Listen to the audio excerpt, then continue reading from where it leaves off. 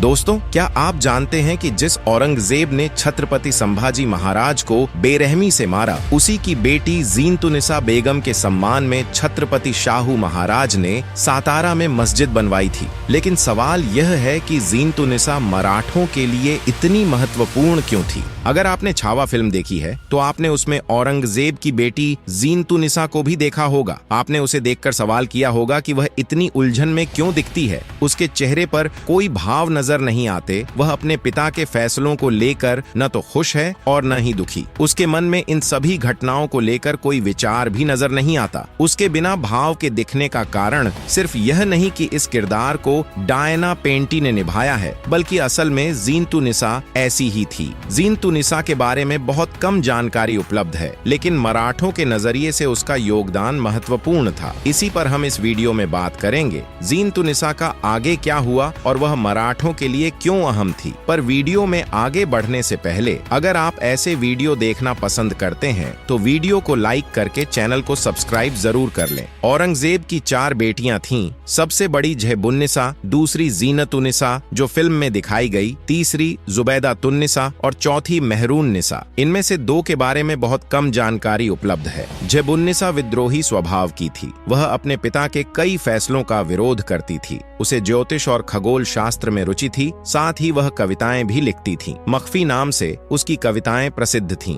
औरंगजेब को इस तरह की चीजें पसंद नहीं थीं, इसलिए उसने ज़ेबुन्निसा को कैद कर दिया, क्योंकि उसकी लिखी दीवाने मखफी नामक किताब औरंगजेब के हाथ लग गई थी। फिल्म में दिखाई गई औरंगजेब की दूसरी बेटी जीनतुनिसा का जन्म महाराष्ट्र के संभाजी नगर पूर्व में औरंगाबाद में हुआ था। उस समय औरंगजेब दक्कन का सूबेदार था। उसकी पत्नी दिलरस बानो जीनतुनिसा की मां थी। अपने जीवन के पहले कई साल जीनतुनिसा दिल्ली और उसके आसपास के क्षेत्र में रही। जब औरंगजेब दक्षिण भारत की मुहिम पर निकला, तब पहली बार जीनतुनिसा ने दिल्ली छोड़ी और दक्षिण की ओर रवाना हुई। मुगल दरबार में बादशाह बेगम का पद बहुत महत्वपूर्ण था। आमतौर पर यह पद बादशाह की पत्नी के पास होता था, जैसे शाहजहां के समय मुमताज महल या जहांगीर के समय नूरजहां। लेकिन औरंगजेब के शासन की शुरुआत में यह पद उसकी बहन जहां आरा के पास था। उसके बाद औरंगजेब ने यह पद अपनी बेटी जीनतुनिसा को दिया। जीनतुनिसा अपने पिता की आज्ञाकारी थी, विद्रोही स्वभाव की नहीं थी, शांत स्वभाव की थी और अपने पिता से बहुत प्रेम करती थी। इसलिए वह औरंगजेब की मृत्यु तक बादशाह बेगम के पद पर बनी रही। मराठों के दृष्टिकोण से जीनतुनिसा का योगदान तब महत्वपूर्ण बनता है जब छत्रपति संभाजी महाराज की पत्नी महारानी येसुबाई और उनके पुत्र युवराज शाहू औरंगजेब की कैद में चले गए। रायगढ़ का पतन हुआ, जिसके बाद महारानी येसुबाई और युवराज शाहू को औरंगजेब की कैद में ले जाया गया। इस दौरान जीनतुनिसा ने महारानी येसुबाई और युवराज शाहू का बहुत ध्यान रखा। वैसे दोस्तों,